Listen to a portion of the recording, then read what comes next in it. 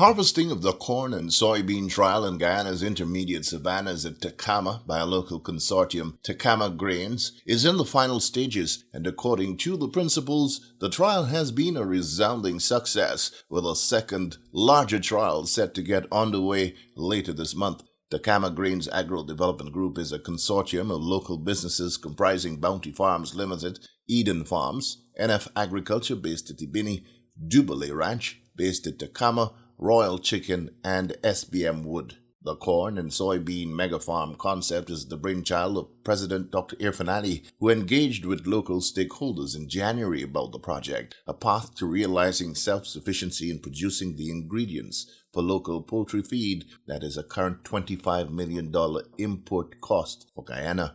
This mega farm project was conceptualized as a public-private partnership, with government committing resources in the sum of an initial $500 million towards infrastructural development in the intermediate savannas to support the efforts of the investors. The infrastructure here was the construction of roads, drying facilities, and storage silos for the harvested grains, with a view to transporting the grains out via the Berbice River. Only last week, government signed off on a contract for the Ichuni to Tacama roadway, a vital link to the project areas. Mr. David Fernandes is the managing director of Bounty Farms Limited and explained for us this first trial, touching on some of the challenges faced and the success realized in spite of the odds.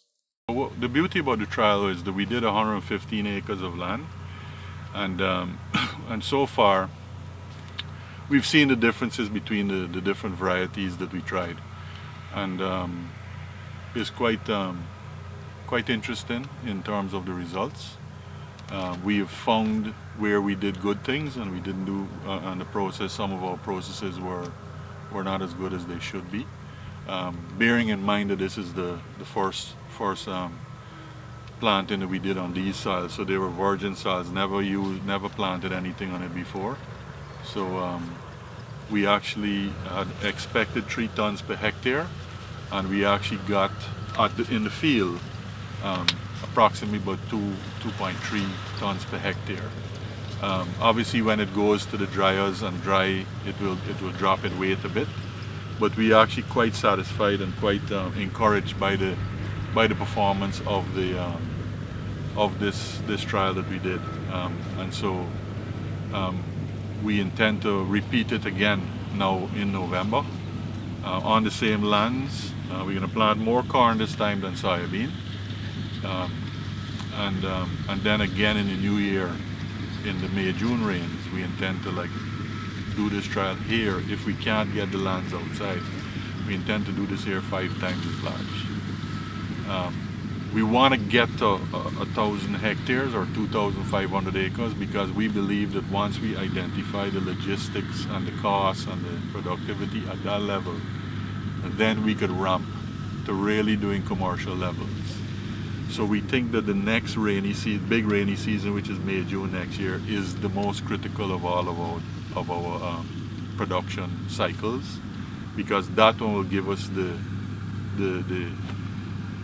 results to give us the opportunity of really carrying this commercial right away.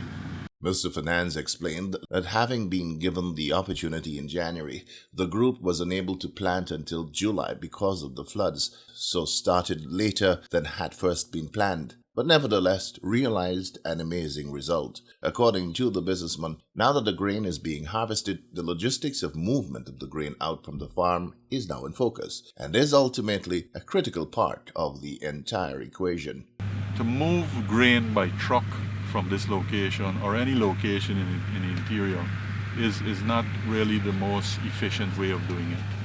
It is the one that is the easiest to get done, but it's not going to be as economically viable as if you use the river. So our intention with this trial was to use the river. We'd anticipated getting 450 tons of output if we had planted both the corn and the soybean together. Because of the rains, we couldn't do it. But we didn't want to say, well, okay, we have everything, but let's don't plant. We planted even though there were flooded conditions in this area. I mean, everyone knows Kokwani was underwater, rooftop water. So that didn't deter us. But what it made is it made us not be able to use the river for carrying the grain out. Um, with the help of the government, with the drying facility and the storage facility that will be placed here next September, we think that it's easy for us to reap dry here in the vicinity and store it here until we get all done, and then you could move it in one vessel. You know, and that makes I mean, to move by vessel compared to move by truck is less than half the freight costs. You know, so that makes sense. If you could reduce your logistics costs, which is the key, then input and logistics costs is the key. If you could get those things right, and then you have the blessings of the rain coming at the right times and stuff like that. We don't see us being, you know, we see us doing very well in terms of productivity. I asked about the actual cost of the trial as against what was anticipated. Mr. Finance explained that because of the fact that virgin land was used, the input cost, such as limestone to neutralize the acid soils, was significant, but in the long run will not be as much. I could say this clearly that that let's say we put limestone in here. If we put the total cost of the limestone we put on this field into this one crop, it'll not make sense. But limestone actually lasts for 3 years, which is 6 crops. So you can't really, you have to prorate, so you have to be realistic. And you can't put your total cost that we would have expended in this first initial test to the entire crop. Because we had to do some adjustments on the war front here, which we had to, as a group, we had to pay those bills. And it was, you know, it was something new, so we had some challenges from a logistical point of view. Even with the volcano in St. Vincent, affected us getting our limestone from Barbados, because ships couldn't bring the limestone that we wanted, so we had to buy limestone at a much higher price than we would have normally gotten it for. But we wanted to do the trial, so we can't just say, okay, the volcano has affected us and we're not doing it. We wanted to get it done, and so we did whatever was necessary to get it done, even knowing that we would have paid twice as much for the limestone. You know, so with those I mean, you could see I'm smiling, so I don't really believe that these so-called unforeseen circumstances really affected us. It actually made us understand a little more the importance of managing the whole process, you know, from a logistics right down to cost of inputs. So what becomes of the harvested soybean? So the process is actually like this. The soybeans come out of the field at a certain level of moisture in the bean. We have to take that to a drying facility to get it dried down to 13% moisture. And then we put it in storage. One of our partners, Eden Farms, they're currently buying an extruder, which is kind of like a machine that actually works like a household mince mill, but there's steam and pressure while you're mincing the beans. And what happens is it denatures an enzyme that actually affects the bird or the animal from digesting the meal properly. So it actually it actually does that. So it improves the quality of digestion, as well as it separates oil from the meal itself. So you could actually press the oil out and actually use the oil for anything. But we actually want to use it full fat. So we'll cool it and store it and then mix it in the feed. So our intention is that maybe by the end of December, January, we'll be actually using this soybean meal, full fat soybean meal, in feeds in our feed factories. 4 feed factories will go to, a small amount to each. So Eden Farms, Royal Chicken, Guyana Stock Feeds, and Bounty Farm. And we'll blend it into our feeds and use it. And that's the intention. The intention is to keep producing more and more and more. And once we get the lands that we need and all the implements in place and stuff like that, we'll build a team to actually do it at the level that'll make Guyana and ourselves proud.